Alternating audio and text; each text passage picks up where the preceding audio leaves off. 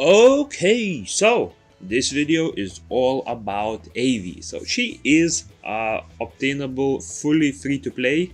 You will get her from the event, or if you did any summoning, you will notice that you may have gotten her from your mystical skulls, because she actually has a very high chance to drop from the collab banner summons. I think it's like 0.5% or something, so it's around 1 in 200 skulls. So if you did your banner, there's a very good chance you already got her. If you didn't, you will receive her in around 1 week of time, as long as you're doing your missions every day.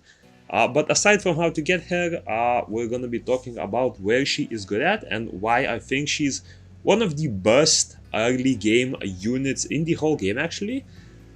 And on top of that, why she is by far the best healer in the game that is fully free to play obtainable. So quick overview of her skills. Basic attack, nothing special, a bit higher multiplier.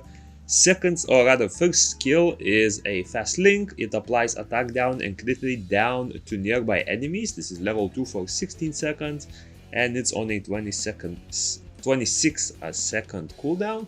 And her second skill is she applies defense up and heals for 32% of her max HP to everyone. And she also has a passive which allows her to use her heal every 15 seconds whenever a team member is attacked by the boss. And yes, you're seeing by the boss, so instantly you already know that she is mostly a sort of PVE only unit to use against a lot of bosses. You can try to use her in PvP, but keep in mind that she will basically be without a passive, so yeah, there will be better options as far as PvP goes. And just a quick look at her skills, because this is sort of an underrated point with a lot of monsters, is their skill range. So even if a skill looks amazing, if the range is small, a lot of times that skill will simply be not as good. And with AV that is not the case, because her range is actually pretty massive. So her debuff range is extremely big. It will definitely not miss any bosses or any minions that are together with the boss, so something like for Arachne. And her heal is a very similar range, it might actually be the same. So there's a very good chance that a lot of your units will get caught, even if they are melee while she is staying in the back. And now let me just quickly talk about amazing quirk that you may not know she has with her passive. So regardless whether she is a Soul Link unit or not, for example, if she is not Soul Linked, as you know, non-Soul Link units can use both of their skills whenever the cooldown is up. For Soul Link, you choose whichever skill you want, and it costs mana. However, mana charges twice as fast than the cooldown on that skill usually. So you're pretty much able to use these twice as fast, opposed to when they are not on Soul Link slot. But the great thing about her passive is, regardless of which spot she is at, her passive will always work, even if you do not have mana or even if you do not have a cooldown.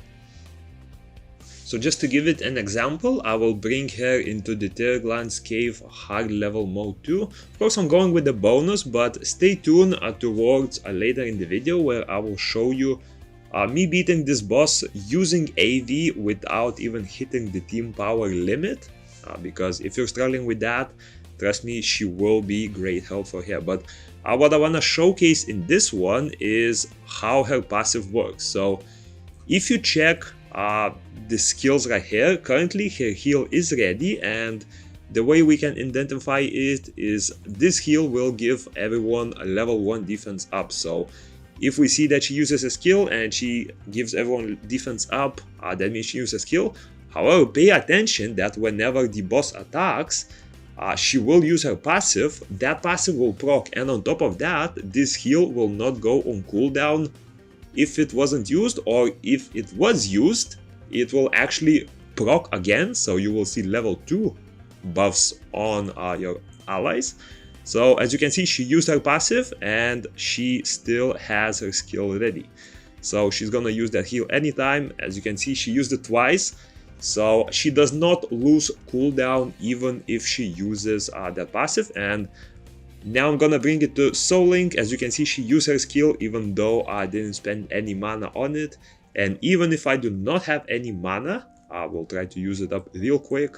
We currently have level 3 defense buff, we have level 4, and she's gonna proc her skill anytime right now. As you can see, I don't have mana, no cooldowns, anything like that.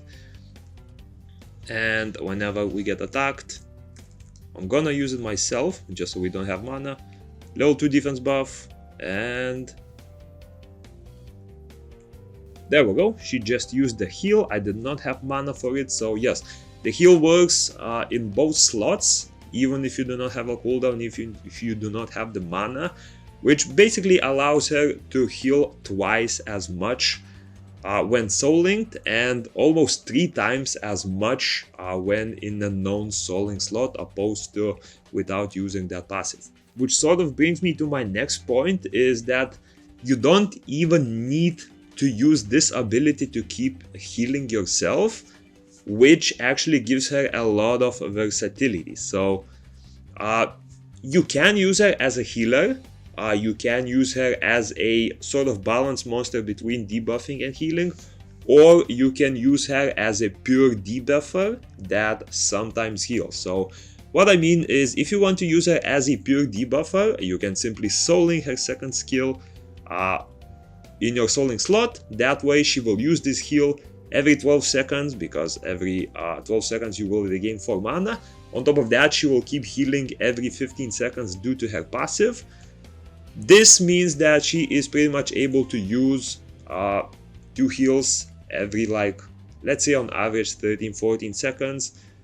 This is by far the best heal that is currently available for free-to-play options. So for some comparisons, Lulu or Shushu, their heals are at 37.8% max HP.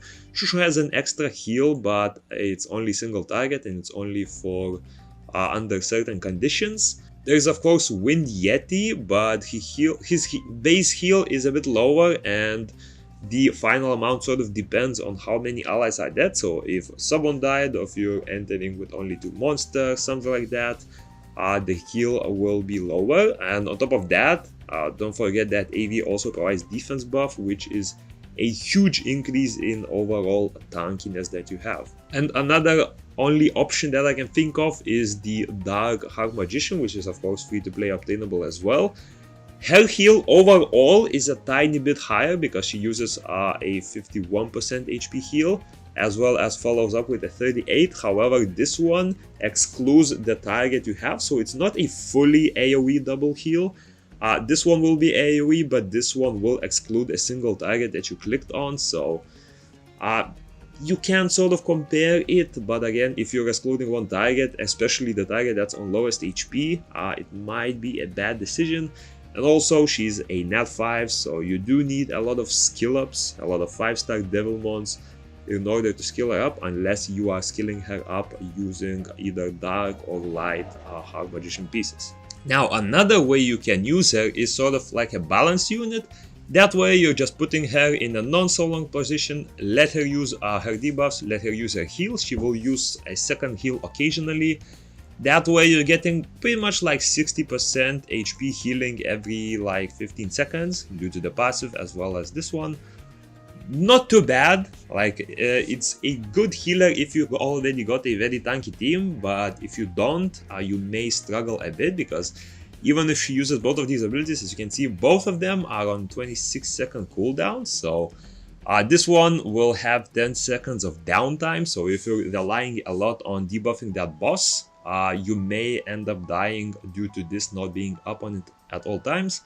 For this one, you will be able to keep a defense up permanently, but if you're really struggling with heals, it may not be enough to have this on a non-soul link slot.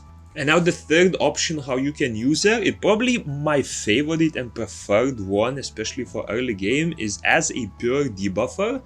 So if you put her in a soul link slot and you only allow her to use her first ability, that way she is able to use this skill every 12 seconds, meaning that this will pretty much have permanent attack down and critical rate down on the enemy, and especially of course bosses, because we're trying to use her against bosses.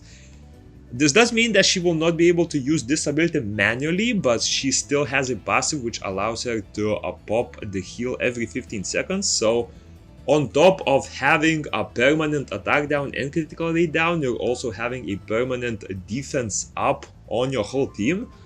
So with just this unit alone, you are able to completely shut down the boss's damage from impacting your team. And as a test, I actually did a few runs for the tier glands level 2. As you can see, this is the team that I've used. You will see way lower power. I mean, of course, I am already able to quick battle the level 2 hard mode boss if I just put fire units. But to keep it fair, I tried to lower my power and runes a bit. I'm not even sure at what point most of the players are, but for Cleave, I took off 4 of my accessories, so I'm currently at like, I think, yeah, 210,000 power. So to debuff myself a bit, I took all 4 of my accessories off. I was left with 123k power and these stats. And for runes, I basically took off 2 runes from each unit, so AV was losing slot 1 and 2, I believe. Bastet was missing 2 runes, so she was at around 110,000 power. You can see that she is being debuffed due to the element disadvantage. And Thessalion was at around 115k, but of course, since he's fire, he's getting debuff here. And yeah, without a bonus, so I do not have that penalty bonus thingy. I linked her skill 1, so that she is able to purely debuff the boss permanently. And for this boss, it's actually very important to have that critical rate down buff as well, since he does apply critical rate up to himself. With the Thessalion and Firecleave, I have no issues at all with keeping that dot up permanently, so he will not receive the damage taken down effect as well. And if you can notice, he currently has level 8 weakened attack and it's now level 6 critical rate down, which pretty much nullifies the damage that the boss does. If you check my Cleave, he is losing what, like that last attack, even without a shield, I lost like 1 or 0% HP. So yeah, and one other great thing about AV is if you do have the Bastet from the previous event or the ticket, Bastet and AV are quite literally the perfect match if you think about what they provide. So AV will give you ability to weaken the boss a lot, so attack break, critical rate break. She also gives defense buff and healing, and Bastet's buffs sort of substitute her very well. So she will give you a shield buff and attack buff that you are missing from AV, because the other best option would be probably Shannon, but Shannon already has a defense buff, and apart from defense buff, she does not have any safety options, so shield can act like sort of a reverse HP bar, because it sort of just adds up to your total HP if you think about it. And on top of that, she also has a little bit of weakened attack, allowing you to debuff the boss that much more. As you can see, I was able to pass this dungeon without too much trouble really. Cleave barely received any damage. At most, usually your units will receive some damage. As you can see, AV is healing with her passive without any struggles at all, even though she does not have that skill activated. And but pairing AV with Bastet allows her heal to be just enough to pass this dungeon without any troubles, because for like half the time your monsters will absorb all the damage with Bastet's shield, and once Bastet's shield is gone, you can simply heal up whatever you were missing once she buffs up that shield again. And also, since you're putting up defense buff, that shield becomes even harder to break, because you will receive less damage and your shield will last much longer. As you can see, Lizard really not doing any damage to Cleave at all. And even when he jumps on the rest, as you can see, Thessalion received like what, 2% damage due to that defense buff. So yeah, I'm gonna leave it running for a few more runs. I think I did like 3 or 4, but yeah, you get the idea. If you're struggling with dungeons, especially breaking into those level 1 or level 2 hard mode dungeons for 6-star runes, give AV a shot. She is an amazing addition for that. Actually, this is my first time using AV and I'm very surprised at how good she is. Personally, I didn't need it much because Water Cleave sort of allows you to debuff the boss a lot, but if you're not a Water Cleave, you do not have that much options for debuffing the boss, and in my opinion AV becomes like the perfect unit for that. And yeah, I'm leaving the runs until the end, hopefully sped up. I hope you enjoyed and I'll see you in the next one.